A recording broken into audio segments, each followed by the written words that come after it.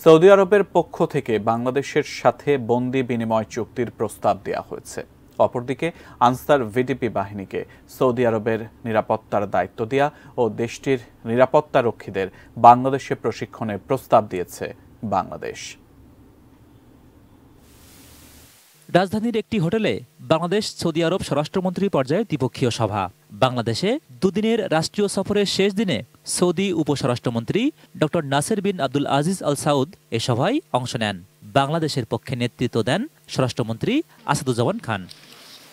সভা শেষে স্বরাষ্ট্রমন্ত্রী জানান, বন্দি বিনিময় চুক্তি নিয়ে সৌদি আরব সরকারের আগ্রহের কথা। বাংলাদেশও এ নিয়ে আগ্রহী জানান তিনি। তারা প্রস্তাব করেছে দুই দেশের বন্দি বিনিময় চুক্তির কথা তারা প্রস্তাব করেছে।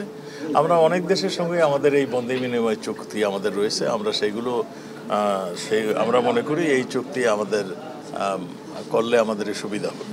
1973-74 সালে বাংলাদেশের পাসপোর্ট নিয়ে সৌদি আরবে যায় 69,000 রোহিঙ্গা, যাদের পাসপোর্টের মেয়াদ শেষ হয়েছে অনেক আগে। সেসব রোহিঙ্গাদের ঠিকানা কোথায় হবে এ নিয়েও আলোচনা হয় সভায়। তাদের দেশের নিয়ম অনুযায়ী পাসপোর্ট না থাকলে তাদের ফেরত পাঠাবে, সেই রকমই একটা কথা বলা হয়েছিল।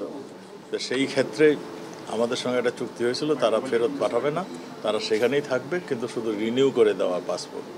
সেই চুক্তিতে আমাদের সঙ্গে একটা মেমোরেন্ডাম অফ আন্ডারস্ট্যান্ডিং হয়েছিল।